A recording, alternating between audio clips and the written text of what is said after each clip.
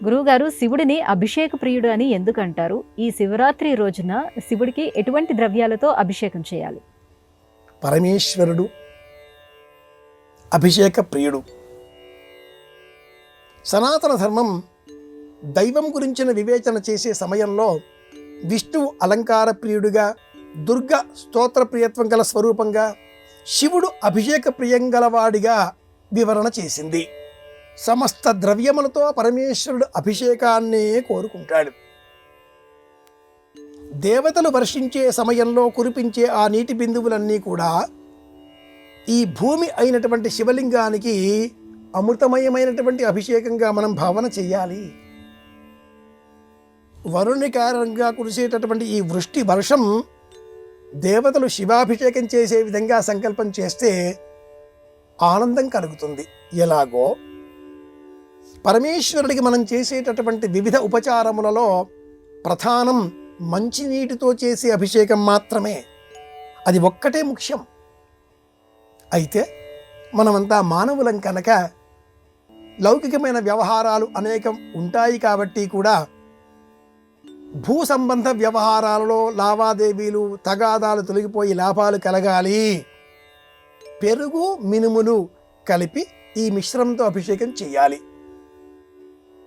దీర్ఘకాలిక వ్యాధులతో బాధలు కలుగుతున్నాయి, నువ్వులు, పెరుగు కలిపి అభిషేకం చేయాలి.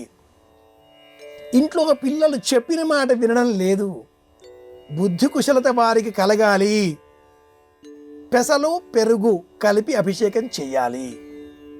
ఇక వ్యక్తిగతంగా దైహికపరమైన సమస్యలు ఉన్నవి, వివిధములైనటువంటి చర్మ వ్యాధులు, దేహ సంబంధిత రుగ్మతలు తొలగించుకోవడం కోసం గంధము కలిపిన నీటితో అభిషేకం చెయ్యాలి. అలాగే వృద్ధాప్యం మన దరి చేరకూడదు, ఎప్పటికీ ఆరోగ్యంగా ఉండాలి. నీటిలో పుష్పాలు కలిపి ఆ పుష్పోదకంతో అభిషేకం చెయ్యాలి. ధనం కావాలి, సంపద కావాలి, నీటిలో బంగారపు ఆభరణం వేసి ఆ నీటితో అభిషేకం చెయ్యాలి.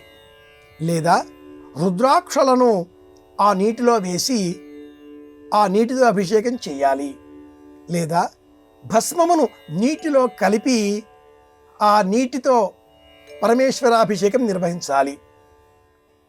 శత్రువులు అనేకం, చాలామంది నా చుట్టూ శత్రువులు ఉన్నారు, శత్రువుల బాధ తొలగిపోవాలి, నీరు కలపనటువంటి భస్మంతో అభిషేక సేవ నిర్వహించాలి.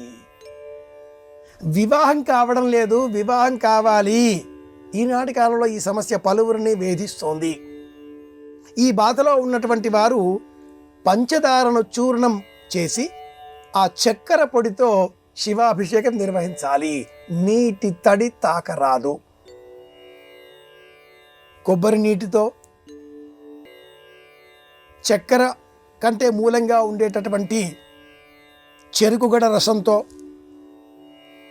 చెరుకు రసంతో, బెల్లం రసంతో అంటే బెల్లం పానకంతో అభిషేక సేవ నిర్వహించినట్లయితే మంచి వాక్ చమత్కారం ఏర్పడుతుంది, మాటకు బలం వచ్చి చేరుతుంది.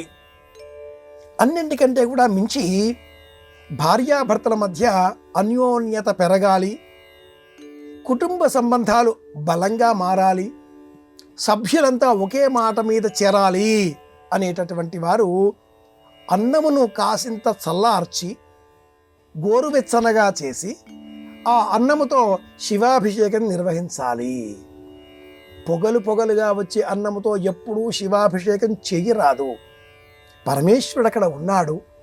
ఆత్మని శ్రిత, ఈ దేహంలో ఉండే రుద్రతత్వాన్ని మేలుకొలిపి ఆత్మశక్తిని ఈ శివలింగములో ఆరోపితం చేసి అభిషేకం చేస్తున్నాను, ఇది కదా న్యాసములో ఉండే అర్థం.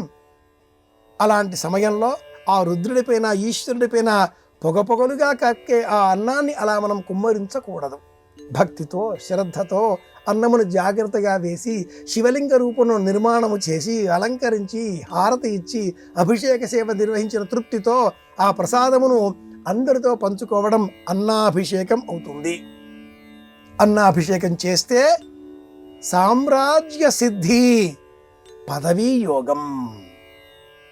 ఇలా వివిధములైన పదార్థములతో చేసే అభిషేక ద్రవ్యాల వల్ల కలిగే ప్రయోజనాలను శివగ్రంథాలు అనేకం తెలియజేస్తాయి. ఇవన్నీ కామితార్థములు. కానీ అన్నింటికంటే కూడా గొప్పన మట్టితో చేసిన శివలింగం పార్థివలింగం, అన్నిటికంటే కూడా గొప్పన మంచినీటితో చేసే అభిషేకం. ఇది మర్చిపోకూడని అంశం.